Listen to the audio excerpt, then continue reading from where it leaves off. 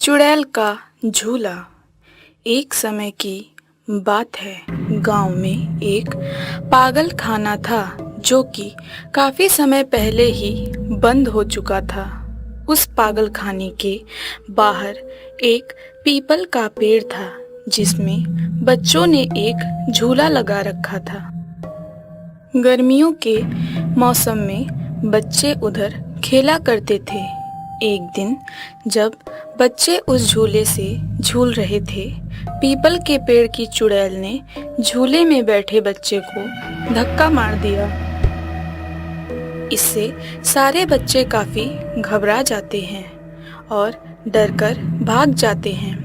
उस दिन के बाद से वो झूला हर रात खुद ब खुद झूला करता और उस पेड़ से रोने चिल्लाने की आवाजें आया करती थी। सोनम अपने पति केशव के साथ उसी गांव में रहा करती थी।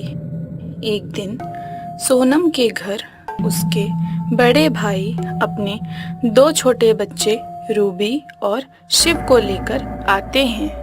सारे लोग खाना खाने के बाद सोने जाते हैं। तभी रूबी की नजर खिड़की के बाहर उस झूले पर पड़ती है। वो शिव से कहती है, शिव, देखो वहाँ झूला है, क्या हम वहाँ चलें? पर रूबी, अभी तो रात हो चुकी है, क्या जाना ठीक रहेगा? हाँ बिल्कुल, हमारे साथ यहाँ कोई खेलने वाला नहीं है, चलो ना चलते हैं। ठीक है, हम कल चलेंगे, अभी सो जाते हैं। रूबी को उस रात बिल्कुल भी नींद नहीं आती और वो बीच रात में ही शिव को नींद से उठा देती है। शिव, मुझे बिल्कुल नींद नहीं आ रही है, चलो ना खेलते हैं। इतनी रात में? अच्छा ठीक है, चलो झूले के पास चलते हैं। दोनों बच्चे बिना किसी को बताए झूले के पास जाकर झूला झूलने लगते हैं। रूबी झूले पर बैठती है और शिव उसे पीछे से धक्का दे रहा होता है। ऐसे ही काफी देर हो जाती है।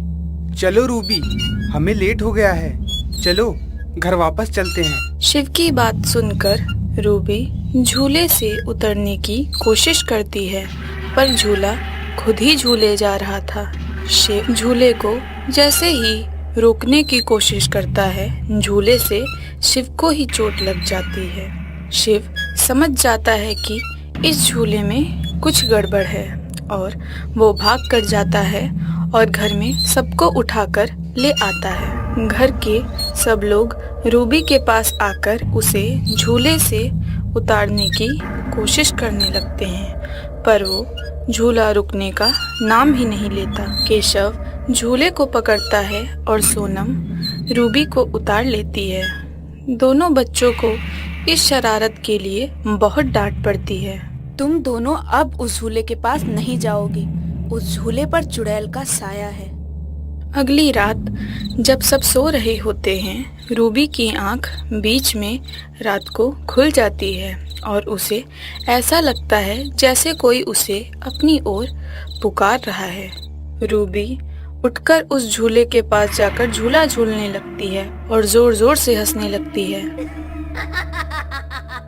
शिव की नींद हंसने की वजह से टूट जाती है और वो खिड़की के बाहर देखता है।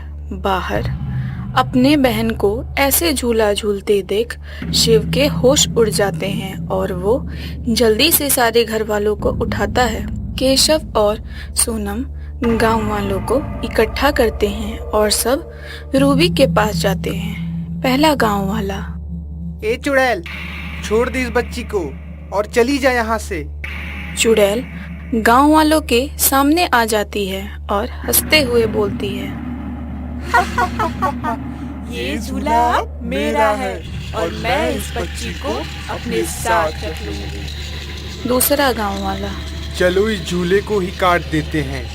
गांव वाले झूले को काट देते हैं जिससे रूबी नीचे गिर जाती है और होश में आ जाती है। मैं यहाँ से नहीं जाऊंगी, नहीं जाऊंगी। गांव वाले मिलकर पेड़ में भी आग लगा देते हैं जिससे चुड़ैल भी जलकर मर जाती है।